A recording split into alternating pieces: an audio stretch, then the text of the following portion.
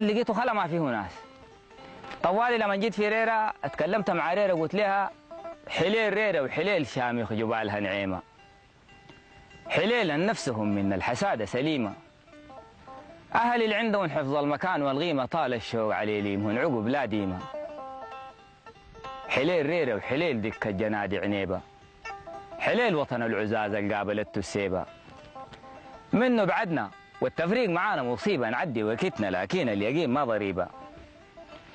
ريرة قالت لي عجيج النوم وجع رضان ورد الحي ما بيت إلا شايفين الزمان جاربي، بعد سحب المزرقي نموي وضارب الصيقل بين الأيام لبسني أغبح زي.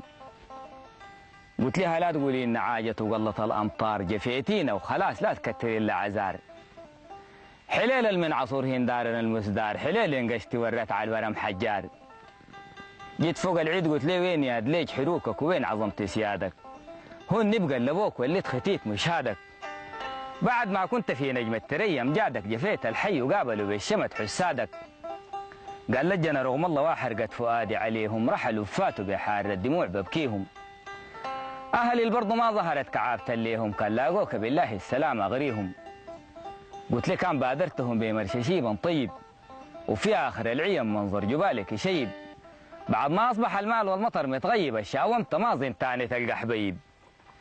قال لي عقبوني الرتوت يوم البلب ده بناب، رحلوا فات وخلوا قليل من الصراب. نصبر فوق أذان الأنزل الوهاب كون الدنيا لابد ليها من أسباب. قلت لي وين اللقح الفوق أكرمن بزامهن، وين سيادتنا العزم والرحيل قدامهن، وين الركز المثل الجبال أحجامهن يحلي الهم مجدع بالحدب عظامهن. قال لي يوم الدنيا ريرة بتشكي من نصابها، قعدت خالية لأولاد نور ولا سنابها. السنة هذه طبعا عضت علينا نيابها، لا تعاتبونا نحن اللومة ما بنرضى بها.